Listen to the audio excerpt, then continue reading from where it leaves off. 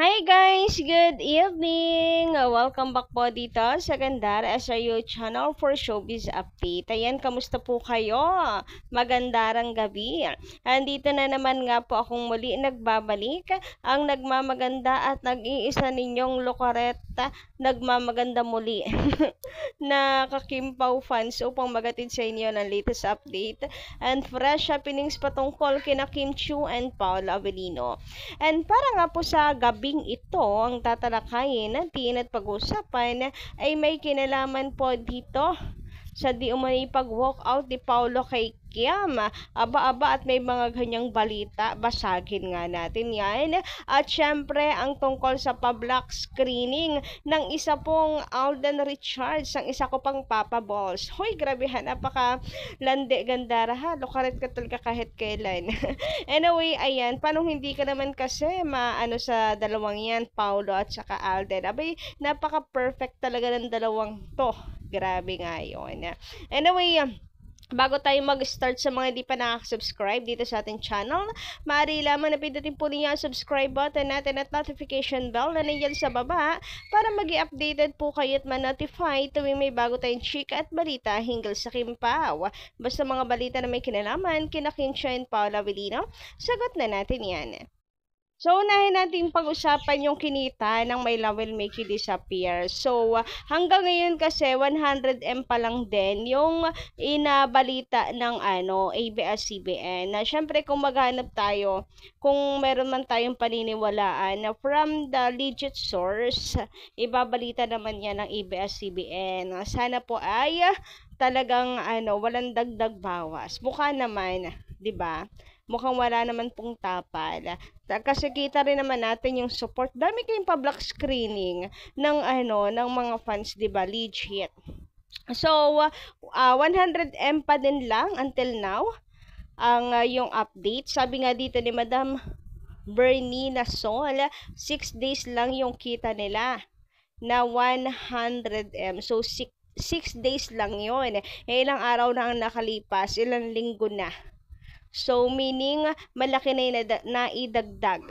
Kaya, siguro, sorpresahin na lang tayo. Kapag may bagong project ang Kimpaw na confirm, abay, talagang maganda po ang kinita ng pelikula. Sabi pa dito ni Madam Carmelita Rosales, marami pang hindi include na income from abroad. Middle East countries, please update us. So, pag meron po tayo nasagap na chika, or mangungulit tayo sa ilan nating source, ayan, kung may update din po sila, kapag meron, ay ichichika ko po agad sa inyo. Tapos, abang tayo ng update from ABS-CBN, of course. Napag-uusapan to dahil nga takam na ang mga fans sa next project ng Kimpaw. Meron kasing nagchika na may nabalitaan daw siya na may bagong teleseryeng gagawin ng Kimpaw. Meaning, pumatok ang movie ng Kimpaw. So, magkano na kaya ang kinita ngayon? Wala pang update eh. Magkano na kaya ang kinita? Huy, excited ako. Kasi kapag malaki na, sana nga sabi ko kahit maka 500M, kalahating bilyon lang tayo, di ba? Malaking kita na yon ay magkaka-next project ng Kimpaw. Sabi naman dito ni Madam Kaumori, ayan, shout out po sa inyo. Feeling ko baka nasa 500M na yan. Ang gross ng My Love Will Make You Disappear. Ako, magdilang anghel po sana kayo. Sana nga nasa 500M na. Kasi 6 days lang yung 100M di ba? Bumongga talaga, lumobo nung nag-showing na sa ibang bansa. So, hope, marami pa pong hindi included nga na kinita po ng Kimpaw. Baka po bulagain na lang din talaga tayo sa kung magkano na ang kinita ng Kimpaw. Basta ako kahit maka 500M po. Ayan, close to 500M. Malaki ng kita yan. Dahil hindi naman sila nag-shoot sa labas ng bansa, 'di ba? Dito lang po sila sa Pinas. Pero na-carry pa din naman, 'di ba?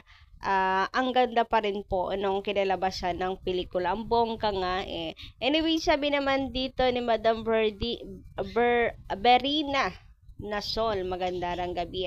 Ang Kim Pao maraming pinagdaanan, nalipat ang date, bash ng boycott, kay Kim, gawa ng digong. Gawa kay digong, buti kumita. Yes, true. Grabe yung pagsubok din na pinagdaanan ng My Love Will Make You Disappear, ha? Nagkagulo-gulo pa yan. 'Di ba? Naurong yung date, katampuhan pa. Plus, ayun nga, kung hindi lang po siguro wrong timing, yung March 26, bongga. Yung first day ng My Love Will Make You Disappear, hindi lang 16M. Promise. Ang laki sana. Perfect talaga yung February 12, pero wala na tayong magagawa, tapos na yun. Ang importante na dala naman natin, nabuhat naman natin yung My Love Will Make You Disappear, di ba? About naman sa buti kumita pa din, hindi po napabayaan, is ganun po talaga siguro. Hindi po hahayaan ni God na mahila pababa ang Kim Pao. Kung patuloy pong binababa ng mga bashers at tinatapak-tapakan ng Kim Pao, ay patuloy lang po itong iaangat ng nasa taas. Hindi po hahayaan dahil mabubuting tao po sila Kim and Pao, at alam naman po nating lahat at lalong higit ang nasa taas na wala naman talagang kasalanan si Kim Chiu. Wala siyang ginagawang mali at tinatapakang ibang tao at sinasaktan na damdamin. Samantala dumako naman tayo dito sa public screening ni Alden Richard, ang isa pang pogi na akin pong iniidolo sa mga artista. Mahilig kasi ako sa mga walking green flag. Yes, kagaya nila Kim, 'di ba? Walking green flag yung mga yan. Si Paolo Avellino and si Alden Richards. Parang napakalinis talaga nila. Ang lilinis ng pagkatao. Ayan. Ayoko doon sa mga mga mga sirauls. Joke lang. Pero ayan, basta, gets nyo naman siguro kung ibig ko sabihin na malilinis basta yung pagkatao. Ayan, super linis. Pag narinig mo palang pangalan, mabait yan, matino yan, parang ganon.